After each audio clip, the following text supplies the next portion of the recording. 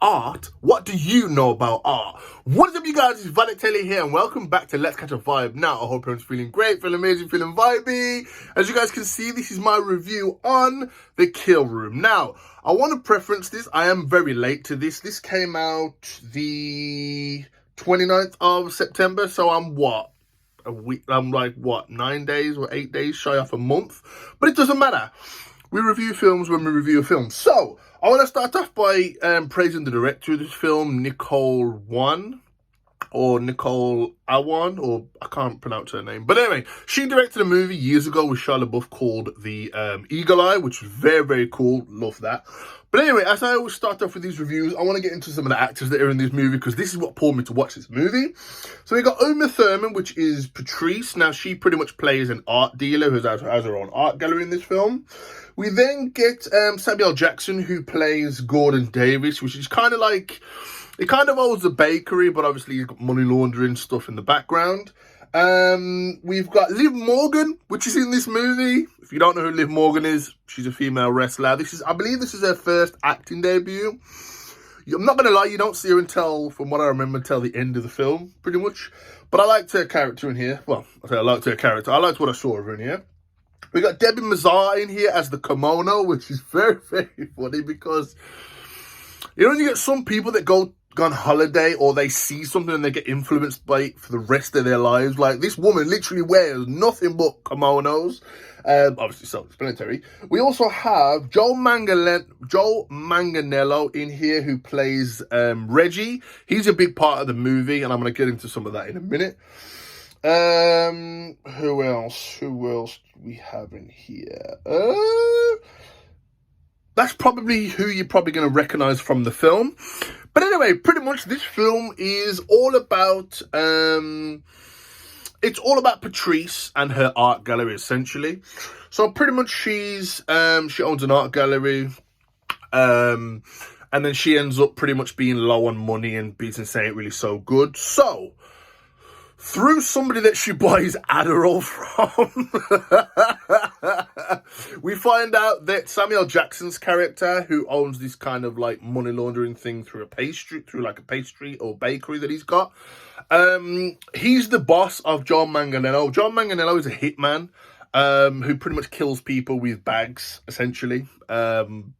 Any kind of bags, you know, it's like, you know, he's essentially called the Bagman, essentially. Now, when we end up finding out that Samuel Jackson's character ends up getting tangled up, he wants to pretty much find a way to launder his money, because a previous somebody that he worked with, something's happened. I think they had tax issues, so they've disappeared. So anyway, he ends up finding out through Uma Thurman's drug dealer, or Patrice's drug dealer, that, this woman, you know, she got an art gallery. You know, some of these arts are worth a lot of money. She couldn't pay me, so she gave me a work of art. It was like £45,000 of artwork, or it was one piece of artwork that was worth that much. So she gave him that because she couldn't pay for a drug, essentially, Patrice. So, we find out that Samuel Jackson ends up talking to Uma Thurman's Patrice and saying, listen, you write it however you want, just make it so my money's loading through your art business. You can sell a piece of art to me or whatever, and then we can put it through the books that way, that you've made a sale. So we end up finding out that she's like, listen, I actually need some art. Like, I actually need receipts. I actually need something physical to show that I've got it on my books. So this is when it enters Joe Manganiello's character, Reggie. So really, really love this, because he ends up creating art that's influenced through how he kills people with bags and stuff like this. So he ends up earning a reputation called the Bagman, which obviously that's not what they want, because you're putting a face to these murders, essentially, or people that are going missing, you know what I mean? So anyway, the people that Samuel Jackson works for and Reggie work for, they're like, listen, you can't do this, because you're gonna blow this whole thing wide open. We're gonna get exposed. But obviously, Reggie finds a bit of a love for it, and he wants to. Something happened years ago with his sister. His sister got in some trouble and some debt, so he pretty much killed somebody that worked for a mob boss. So now he has to, you know, pretty much take and work off the workload. that he was going to get his sister to do. So obviously that's why Reggie got involved in the mob and stuff like that, and that's why he kills these people. Now, obviously, he ends up blowing up and becoming the bag man, you know. At first, you don't really see, try and keep it on the down low and try and keep it so nobody knows. And then it ends up blowing up and becomes really famous. Everybody in the art world wants a piece of his art. But yeah, I just want to start off by saying the cast in this movie was absolutely amazing. We've already been through the cast. The chemistry with the cast, again, these are like actors that have been around for a while. These are very experienced actors, so their chemistry on screen was gonna gel. It was just gonna gel from the jump. This film's very bright, very lit. Never really any nighttime scenes from what I remember, maybe 2, if that. There's not really like music in this film.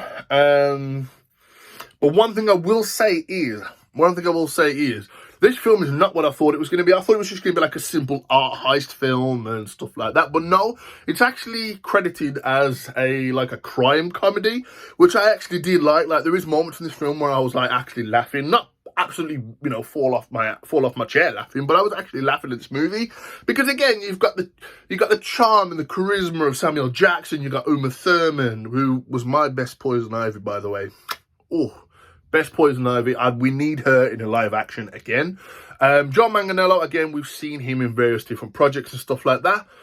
But yeah, overall, I'd say go and watch this movie. It is on Amazon Prime. It's called The Kill Room. I believe it's number 5 in the UK. You know, when Amazon and Netflix have their own rating thing within thingy. But yeah, definitely watch this movie. It's not what you think it is, and I really, really liked it. But anyway, hope you guys enjoyed this video. If you did, don't forget to smash the like button. If you didn't enjoy the video, let me know in the comments down below why you didn't like the video. Also, let me know, are you guys going to check out this movie? Really, really cool movie. Are you not going to check it out because it's like, what, 2 months old? Some people don't like checking out old things. But anyway, hope you guys enjoyed this video. If you are new to the channel, don't forget to subscribe to the channel if you're new and enjoyed Let's Catch a Vibe. Also, if you are new, please don't forget to switch on the bell notifications to get notified as soon as I upload. But more importantly, don't forget to stay with me. I'll catch you guys on the art room floor. Peace.